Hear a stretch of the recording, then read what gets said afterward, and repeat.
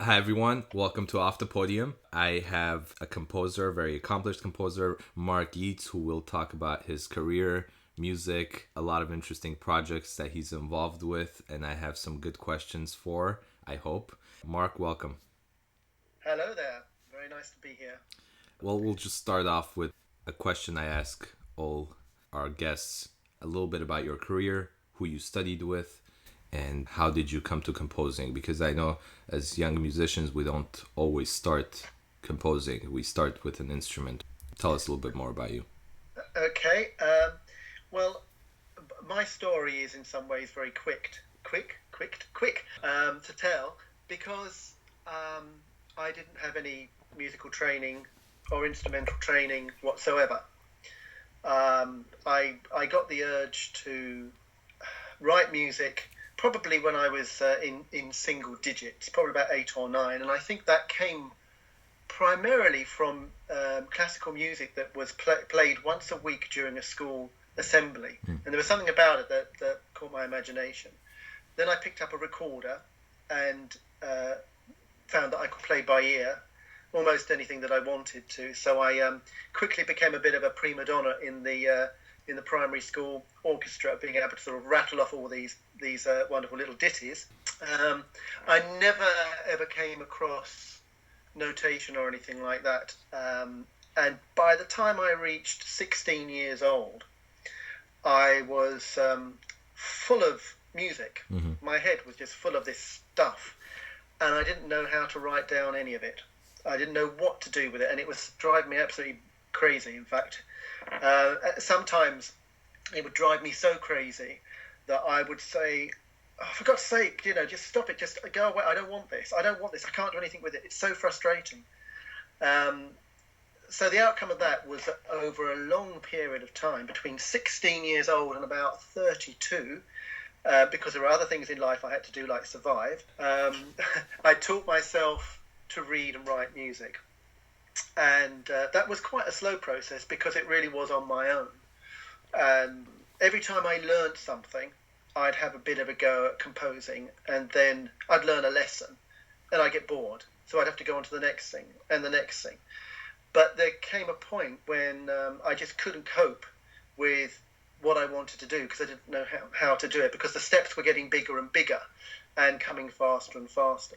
So by the time I got to about 32, I think I actually made a breakthrough and started to be able to take a degree of control over what I was doing. That put me in the position of somebody who could write down their musical ideas. And when I was 34, I sent off some music to somebody else, to Sir Peter Maxwell Davies, who was running a summer school on the Orkney Islands in the north of Scotland, with the Scottish Chamber Orchestra. And I submitted my music. Now, I must say that at this point, I don't think anybody else had ever really seen my music. I didn't really know any other composers, and I knew the odd amateur musician. Mm-hmm. And I was writing for these amateur musicians, all sorts of stuff that they couldn't play. So things haven't changed much there, really. But so that was always a bit disappointing, because people just looked at me as if I was a raving lunatic. Anyway, my music was written in blue biro, and I didn't even have proper manuscript paper. I used to sort of rule it out with a ruler and pencil and stuff. And the tails on my notes were all back to front. They were kind of medieval. Mm-hmm. Because nobody actually told me that they lean to the left, not to the right, and all this sort of thing. And when they turn up, so anyway, it looked like goodness knows what. And I sent this stuff off to this summer school, thinking, oh yeah, completely green. Anyway, to my complete amazement, I was accepted as one of 10 international students, and I went along to Orkney. I met all the others, who were all like babies in comparison to me, because by this age I was 32, going 33, and most of them were sort of still at uni. So very young and far more accomplished than I was. I mean, they had all the language, they had all the techniques, they were very eloquent. They had pieces performed by their university orchestras and what have you. And there was me, And the low point of the low point and the high point of this residency was when it came to presenting our work to everybody else. Mm-hmm. So I thought, being older and wiser, I'll get out there, I'll get it over and done with. So I gave my presentation with a couple of appallingly strange improvisations on a bad synthesizer that I managed to do, bearing in mind that I don't play the keyboard, and some recordings of said amateur musicians near where I lived, which involved collapsing music stands and telephones ringing. They weren't actually notated. They were just things that happened during the recording. So the recordings were appalling, and I spoke a little bit about what I was doing in the most intangible terms. I think it was sort of just gibberish, particularly gibberish to people who spent their lives in universities. Anyway, the second composer got up and did their spiel about themselves, and then the third got up. And by the time we got to about the fourth one, I had to leave the room because, very unlike me, I was actually in tears because I came to the conclusion that I couldn't possibly be a composer because I didn't have what it took. I didn't have these wonderful university orchestra performers. I didn't have the language. I didn't have anything. And I felt, my self-esteem just fell through the floor. And I went off to my dormitory and I sat in there, and I remember sitting in the corner and actually weeping because I felt like everything that I'd got to at that point was just like a pile of poo. Anyway, one of the composers who was doing the teaching along with Peter Maxwell Davies was a woman composer called Sally Beamish. And she came and found me because she realised that I'd left the cohort. And she spoke to me, and one of the things she said was that although my scores were peculiar and written peculiarly, that there was something in them that really stood out. And she said that I was one of the first people from the hundreds of applications that they had that was picked. So she said, come back. We think very, very highly. She was very encouraging. So I came back and I kind of sniffled around and listened to more people doing wonderful things that I hadn't done. And that night, Peter Maxwell Davies, Max, set everybody a composition task, and he said, you can use whatever's available, and I want you to write a 5-minute piece that either you or your fellow students or one of us will play. So overnight, I wrote a little 4-minute solo viola piece because I knew Sally Beamish played the viola. And the day after that, we had the chance to perform it. So Sally spent about an hour with my little piece, and she performed it. I'm sorry, it's an incredibly long story for a very quick question. I love it. And she performed it, and Max made her perform it 2 or 3 times to the other students. And he said something along the lines of, you see what you can achieve when you have a true talent. And that was the point when my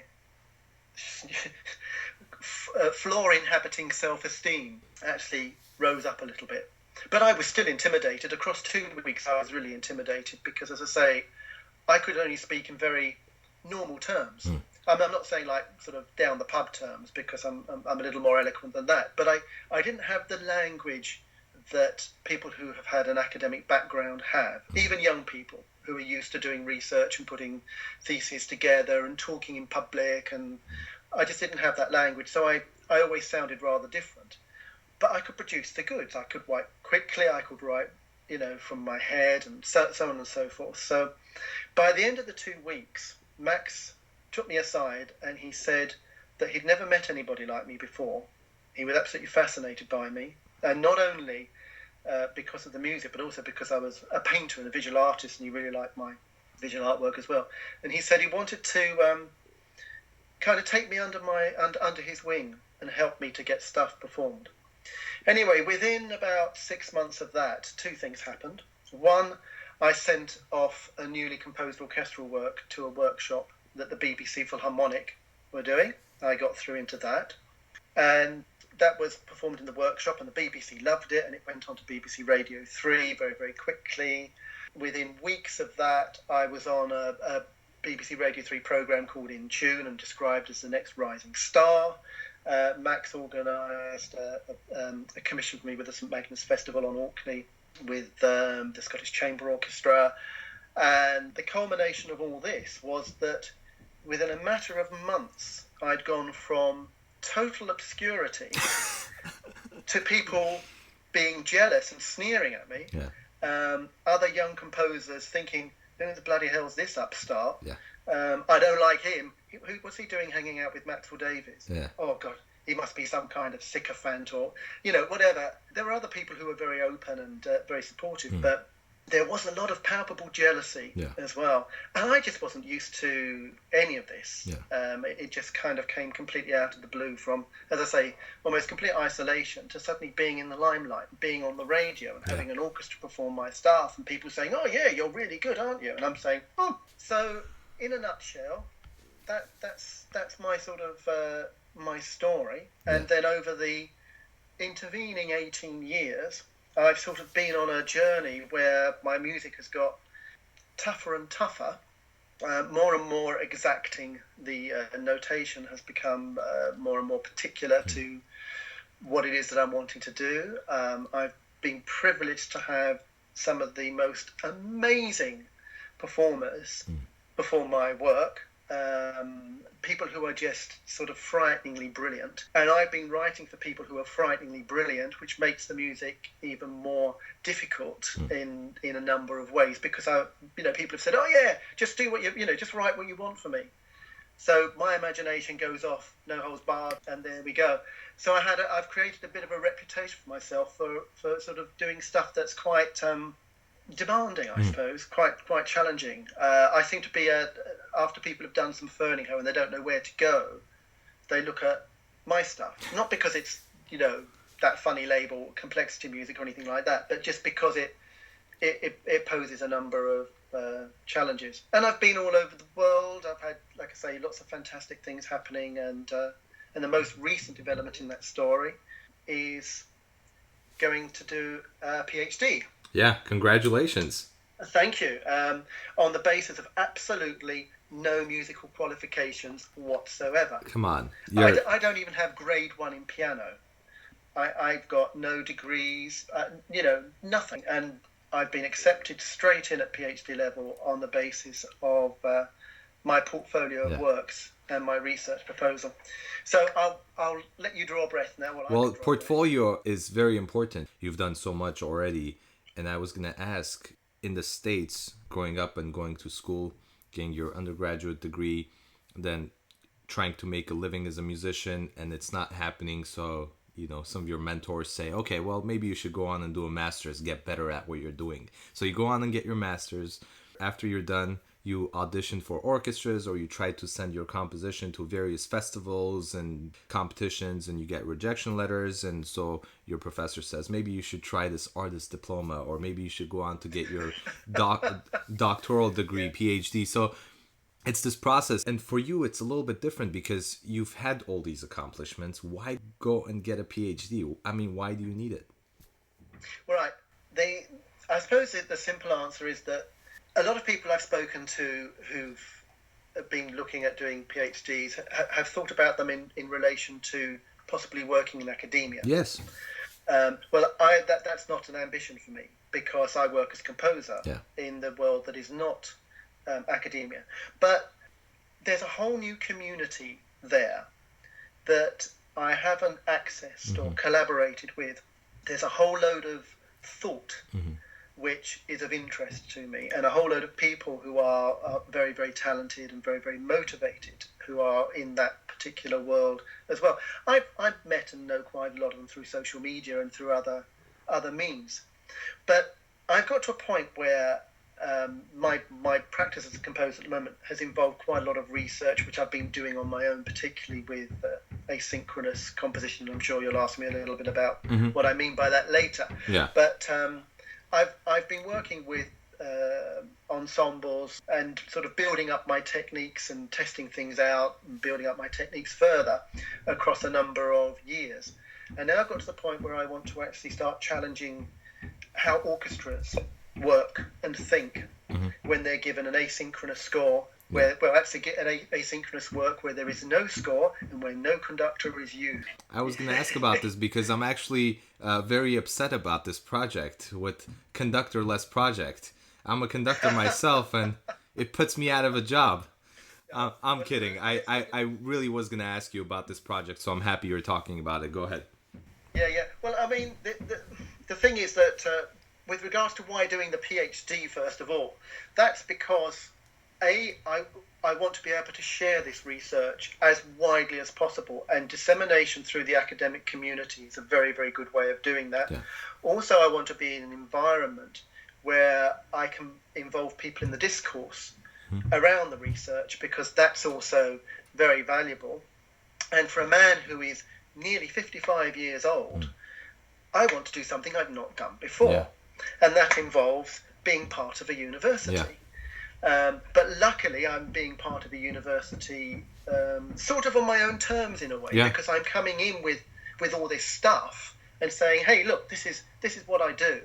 I'm really interested in taking this to another level in research, and you're the perfect hothouse for me to do this in. And there's opportunities there for me to collaborate with other people within the universities who may have coinciding interests that can resonate, and all sorts of things like that. So that in itself is absolutely great. And with regards to the research project itself, which is all about how, as a composer, do I write the kind of multi-tempi music where you have umpteen, I don't know, let's say 30, 40, 50 different tempi going simultaneously. How do I write for an orchestra where each player is responsible for what they're doing, where I have a strong degree over structure, but there is also degrees of flexibility in a way that hasn't been done before, that doesn't involve the rigors of the straitjackets of the downbeat, or the straitjacket of three different orchestras divided between three different conductors trying to bring three blocks of music together, or doesn't involve putting things in boxes which are repeated over and over and over again. How do I do this my way, in a way that can actually create the kind of works that I want to do? And it's not that I'm not interested in conductors. I'm perfectly interested in conductors. I love writing music that uses conductors and is synchronized. But I realise there's this other aspect, that if I want to create this huge multi-textural piece of music that, as I say, has so many different lines of activity going on simultaneously, a conductor is not the person to be doing it, because they can only wave their arms around so much. And having a whole cohort of conductors, as far as I'm concerned, kind of misses the point. And I think that's been done, to lesser or greater effect. So I'm trying to think, okay, as a composer, how do I directly communicate with the members of the orchestra? How do I control this vast resource and make music from it in the way that I want it to sound, the way that I want it to work dynamically and structurally? So I've got three different models that I'm going to look at, subjecting various orchestras to, and from there I will see how far they come towards answering my research questions. Does it work this way? Does it work that way? I need to know how the members of the orchestra understand what I'm doing, and how they relate to it, and how they produce the sound. Do I need at some point a kind of score, which I saw a score of Ferneyho's. I can't remember the name of the piece, something about Earth and Adam or what have you. But it was beautiful to look at. It was about 5 feet from top to bottom, and every instrument on a stave. And I looked at this visually, and I thought, well, what on earth can you do with that? How can you conduct something like that? The human eye cannot possibly take in more than X amount. So from a practical point of view, how useful is that? Is that the way I want to go? No, it's not. Also, he's using lots of tuplets and tuplets across bar lines and all sorts of things to create the sense of it having no downbeat. I'm kind of looking at simpler ways, which is where each part actually, in theory, I could write, not that I do at all, but I could write everything in crotchets and quavers and give everything a different tempi. And the aural effect would be as interesting and as complex as something which is written with, it's a different aesthetic point of view to come to it. But this is kind of where I'm at with it. I'm looking at what's practical what's the best way of doing something, what's the easiest way of doing something, what's the most logical way of doing something that creates the sound world that I want, which is ultimately very dense, very complex. But how do I do that without giving musicians a complete and utter nightmare, without posing a conductor with a totally impossible job, or trying to produce a piece of manuscript that I'd need 2 buses and a lorry to carry from one place to another? So this is why I've sort of arrived at the point that conventionally notated scores are probably not useful in this context, because if you don't have a conductor, who the hell's going to be looking at it? Yeah. The third violin, second oboe? Don't think so. Yeah. But other questions that come out of that is, how do you balance, how do you manage the orchestral body to actually get the results that I want? Yeah. So these are the things that I will discover. I have my assumptions about this, but I'm going to have to test those assumptions. And this is why it's so exciting. And I can test those assumptions with colleagues, hence the academic environment. So when you bring all that together, for me, it's an incredibly exciting thing to do. It's an enhancement to my career. It's not a change in direction at all. It's, for me, a perfectly natural progression. Well, it's great. And part of what has made you successful has been maybe not growing up in that kind of boxed environment. I hate to say that, but sometimes when we grow up and we're going through the private music lessons, we're learning about music a certain way, we already have this mindset of where we go into composition, if we end up being composers, have this very particular mindset of how to compose and what to do. You come from a different background, which I'm thinking is beneficial, even though it made you go through this moment in your life where you didn't feel so great about yourself and had that moment at the festival where you didn't feel like you're on the level of other musicians, but actually it's brought so much success to you, and now adding that academic side will take it to a whole new level.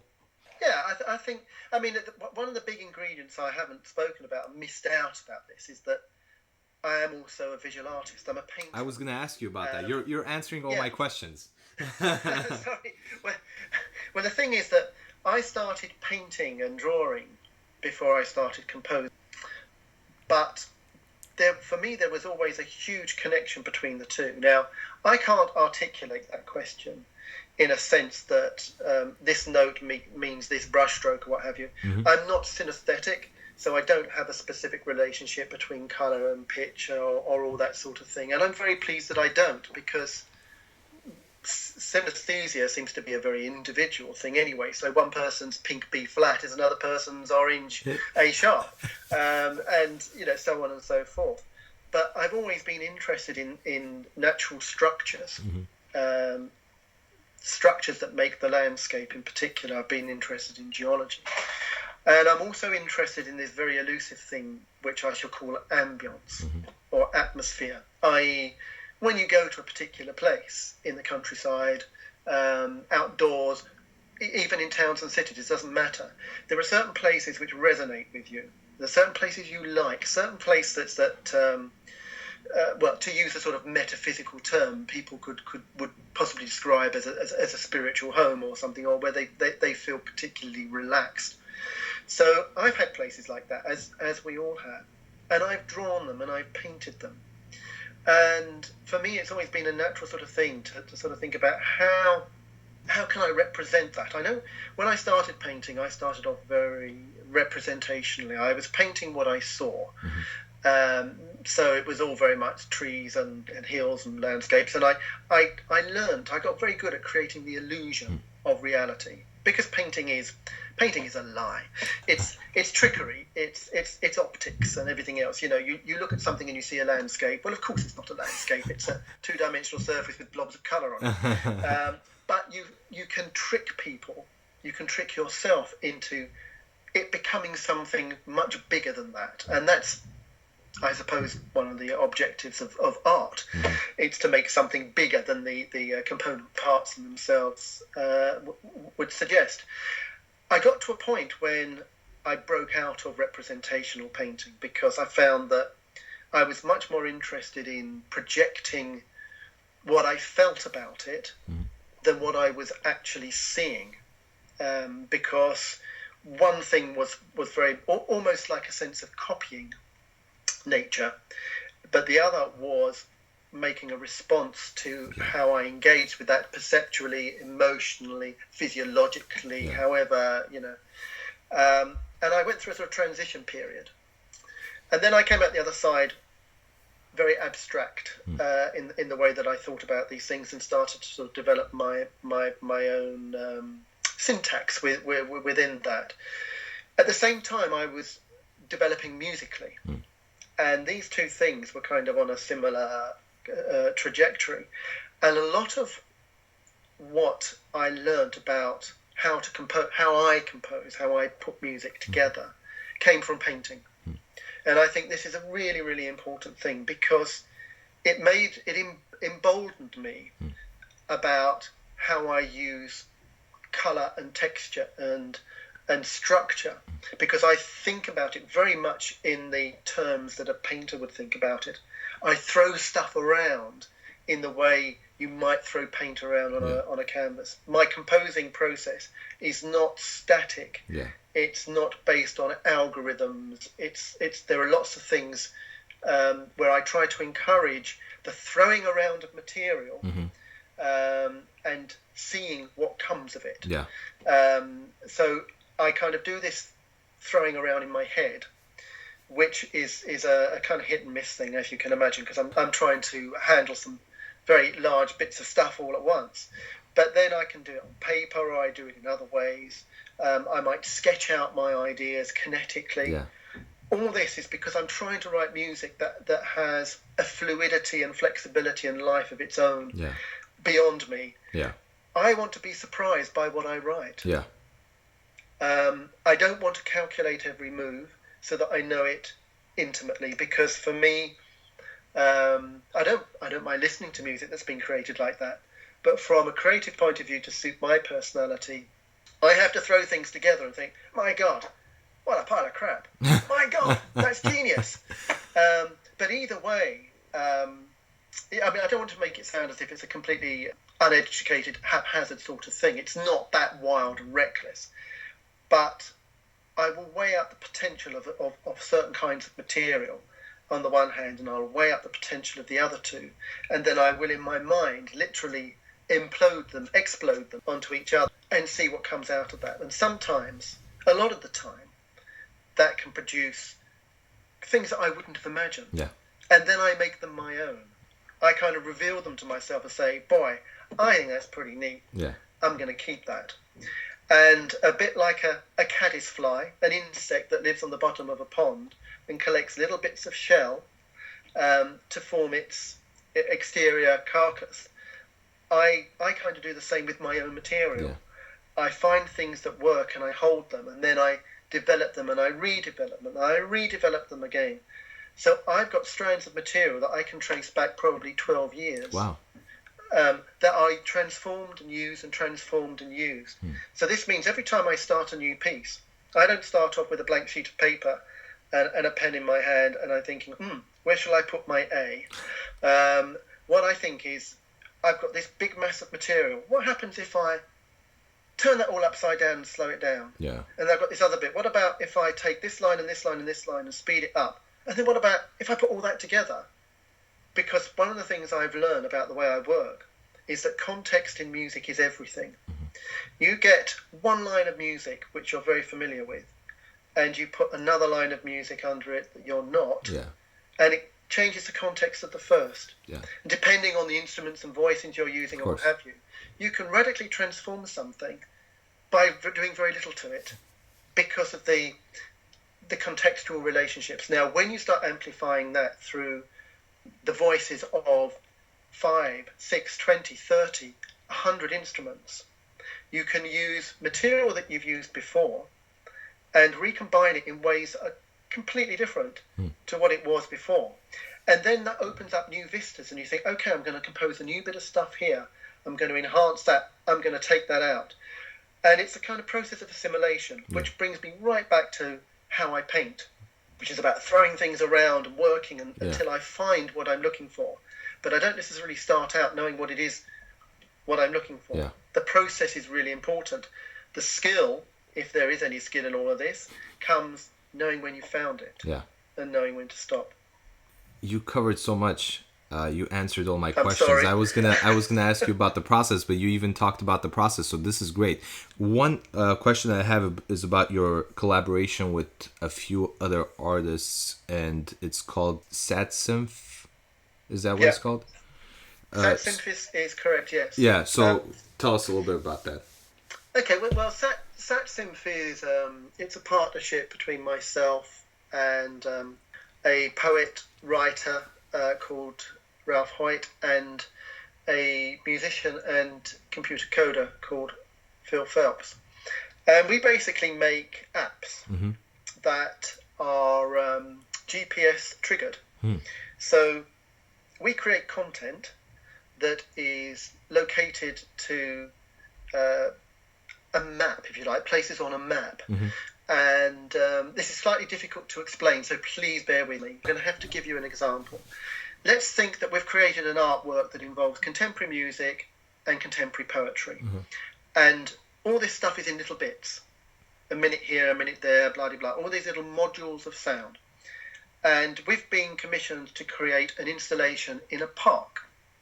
So what we do is we go to the park and we look at the features in the park and we start thinking about, okay, how can we install this music and poetry into this park?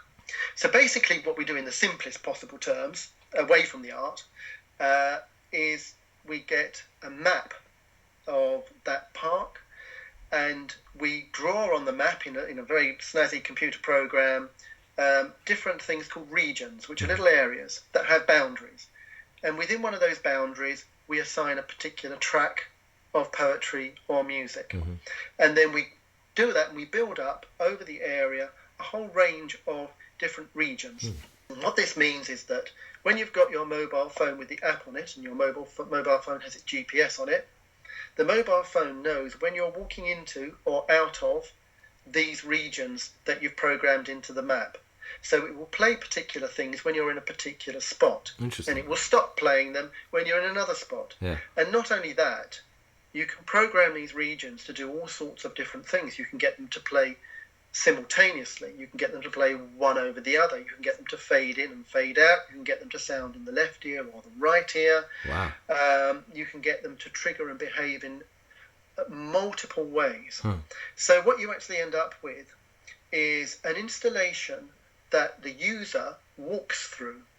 And as they walk, and they can walk in a multiplicity of ways, they create their own piece of work, if you like. They create their own route through it. So going back to the creative part, if you're putting something like that together that has what I will call a non-narrative narrative, you have to be very mindful about the permutations that are possible of how people are going to react in this, so that they can gather the different bits of information to create a narrative. Now, another way that I talk about that as an example is if you imagine you're in a village and the village is full of gossips and something has happened, but no one person has seen the whole story because they've all seen it from different aspects. What you do is you go around the village and you encounter each gossip and you pick up their bit of information. But by the time you've been around all of them, you might be able to put together a full picture. Yeah. It might not be the right picture, but you'll get a full picture. And it's the same with the artwork that we create. We're giving people the opportunity to create their own story from a vast range of possibilities. And we have to design material that can fit together in a multiplicity of ways.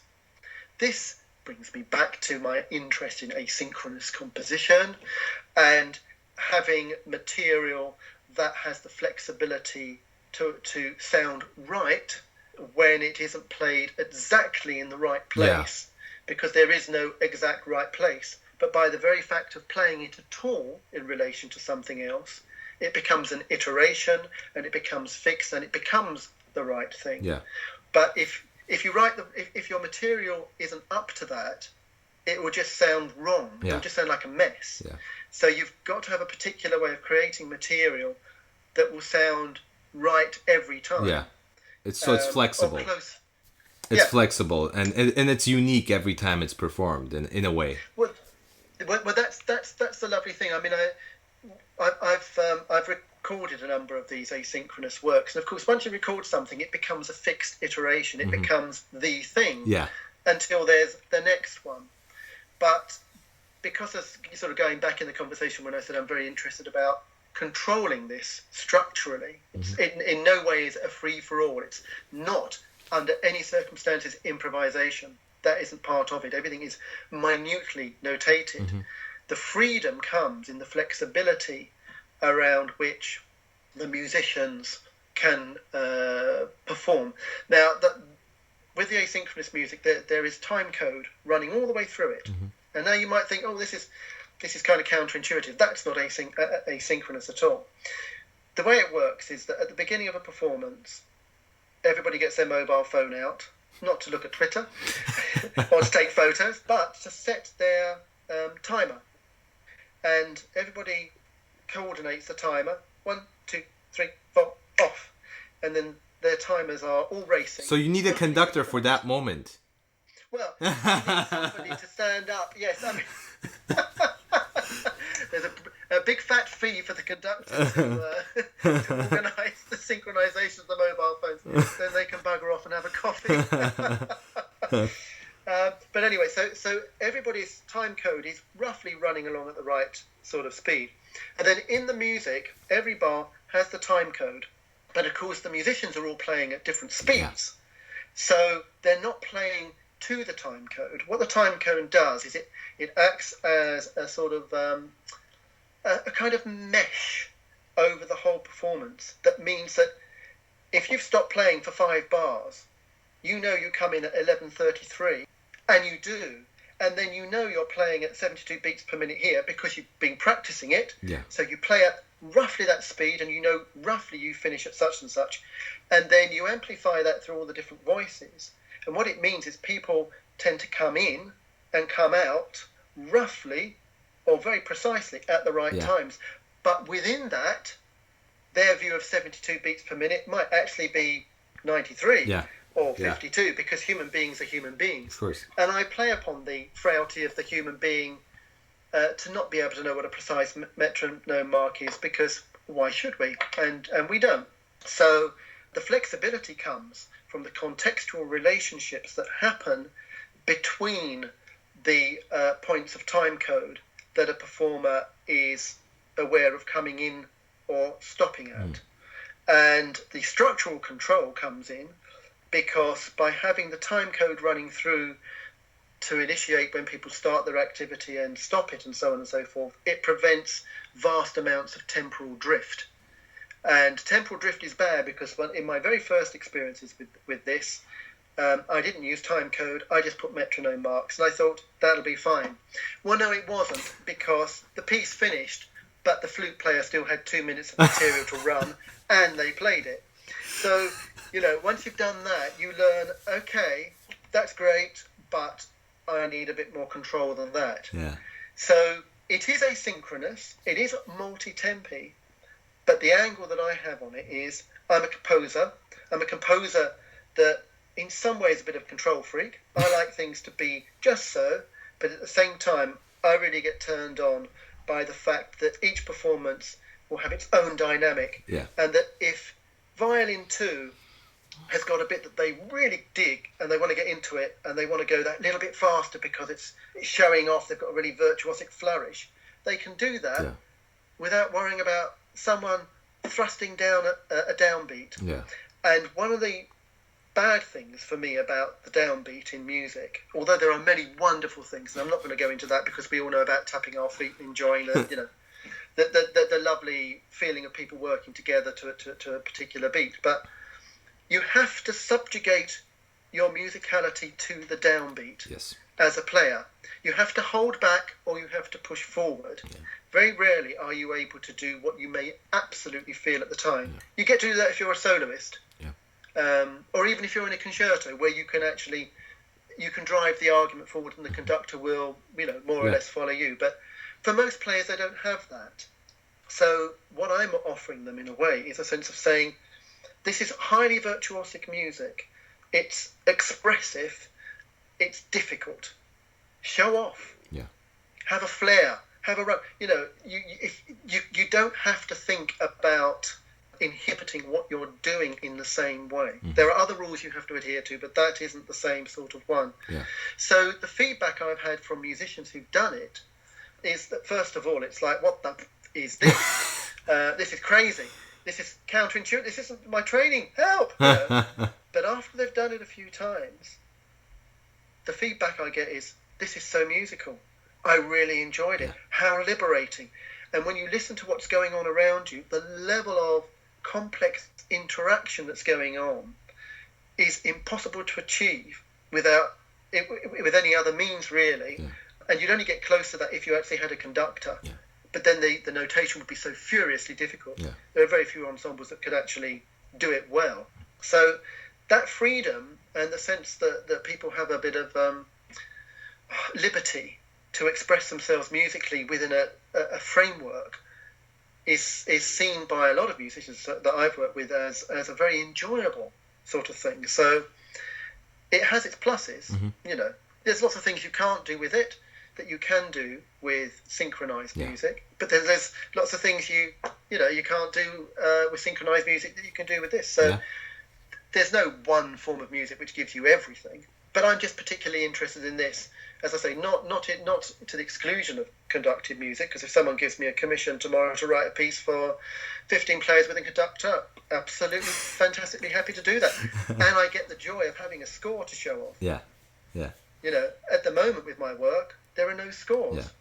And that's really sad. I'm deprived and depressed by the fact that when everybody else puts lovely pictures of their scores on Facebook, all I can put on is a picture of a part. And I can, yes, there are 30 of these parts, but I can only put a picture of one. Yeah. And I miss that. And being a visually engaged person, I miss it all the more because I love the aesthetics of notation as well as its functionality. I think it's a beautiful thing to look at. So I've kind of stabbed myself in the foot in that way. But as I say, I don't think I'm actually going to go around to writing the 4 or 5 foot high asynchronous score that actually is a useless thing to do anyway, because if it's asynchronous it doesn't line up. So why line things up on paper that in reality don't actually line up like that? It's a bit of a lie, really, isn't it? I mean, it's so well, yum. You answered a lot of great questions and you talked about a lot of big variety of things in your career and what you do. Aaron, who's a professional guitarist based out of Massachusetts, I think you might know him. I do. He sent quite a few questions. The one you answered quite a few of them, but he wanted to hear some stories about Peter Maxwell Davies, if you have any stories to tell. Rather than stories, I mean, I spent a lot of time with Max during a particular period of his and my life, and we were very, very close. And I used to go up to Orkney and I'd stay with him for a week or two. And they were very special times because they involved a lot of wine and good food, because he's a great cook. Oh. Well, he was a great cook. And I'm not too shabby either. Take it in turns to cook. We used to listen to music. We used to talk about a lot of stuff, as you would understand. But Max would also talk about a lot of things that he wouldn't normally talk about, like ghost stories and his experiences with the supernatural. And I can remember. I mean, I'm a terrible gossip and I'm terrible at remembering things like this. But I do remember Max talking about a story when he was working at one of the schools, and he was working with a magic square, which apparently had some dark powers or something invested in the magic of the numbers. I mean, I don't understand all the occulty stuff, and he was telling me that he was in the school on his own at night. He started to work with the magic square, and all the old-fashioned desktops, when you used to have a desktop that pulled up, they all started flapping all by themselves, and he was absolutely terrified, and he ran out of the room, and he then had to find another magic square that had a different kind of positive energy to neutralize, make what you want of it. But he wasn't prone to telling fibs for the sake of it, let's say. Wasn't kind of his nature. He was a very interesting man. He told me that really he wanted to be a painter. So that's another connection with you. Yeah, he wanted to be a painter. This is one of the reasons why he's fascinated in me and my work. And he said he was never good enough. And he was also obviously, a genius at music, but he went into that. But there was always a part of him that he felt was unfulfilled because he wasn't a painter, and he loved painting, and he would have loved to have done it. And I don't know how many people know that. I think people close to him probably do, but most people, they wouldn't know that. They wouldn't know that when he lived on Rackwick on the Orkney Isles in this tiny, tiny little windswept hut, that he had an outside toilet in a barn and a shower that was like a tin coffin that was all rusty and had a plastic sheet at the front of it, and the water was either scalding or freezing. And I was so tall that my head used to hit the top where the water came out. But it was literally like a metal coffin. And anybody who's ever been to Orkney knows that the weather is generally terrible and incredibly windy. I mean, gales like 120-mile-an-hour winds. And if you want to go to the toilet at 2 o'clock in the morning, and it's pitch black outside, and you've got to walk 10 yards to this other outside building, holding either a torch or a candle in a lantern to get from one to the other, so you can do your business. It never kind of tallied with the idea of Max as the international composing superstar. Yeah. But there were things about that which I absolutely loved. The simplicity of it. Max's desk where he sat and worked, that sort of overlooked the sea and the cliffs and all that wildness. His love of Italian food, and as I say, he was a really, really good cook. So the time that we spent was great. We would walk, we would talk. He'd show me his scores, I'd show him my scores. It was all done sort of particularly lovely memories. I have a little letter that I was going to read out, just a short one.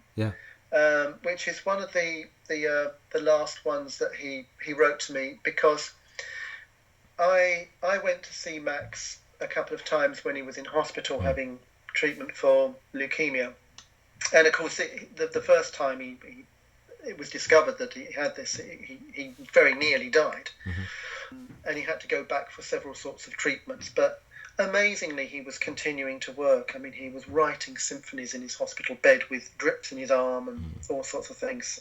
Such was his passion and for writing and for life. But I was just going to read this because it's it's obviously very personal, but it says something about what was happening at the time and my relationship with Max at that point. So it's just short. Yeah. And this is from the 3rd of June. 2013, and it was written from Arran on Sanday, which is his home on the Orkney Island. It says, "Dear Mark, I feel that I'm getting out of touch and must come to Crewkerne to listen to your projects, which sound original and fascinating. Promise to be all ears. This will be after my next and last bout of chemotherapy. I'm at home for a few days before returning for the last lot at UCH London. Another 4 weeks imprisonment in that room. But the outlook is positive, so it's worth it. Working on the new symphony. Have cancelled a whole lot of trips, requested so that I don't have to travel by air, as it's all too stressful. Wish only to work on composition. See you soon, I trust. I've lots to learn and listen out for. Love to you, Mark Ever Max." Now, I think one of the things that I just wanted to point out about that was this great man wanted and did spend time with me, and he would still, at this point in his life, talk about coming to see me and having things to learn and listen to, which I found incredibly humbling and touching. He never got here because he had a very busy schedule. and he became progressively more ill. And of course, it's very sad to see there that he says, the prognosis is good. Well, at the time, the prognosis was good, and we thought it was all going to be manageable. And then, unfortunately, it all caught up with him, and that was that, really. So it was, a very tragic loss of a wonderful man, and a great, whether you like his music or not, I think he has to be considered as one of the world's greatest, composers of this. What is it? 21st century? I never know whether if you've lived in both, what are you? Both. But anyway, it's just a very short little personal thing.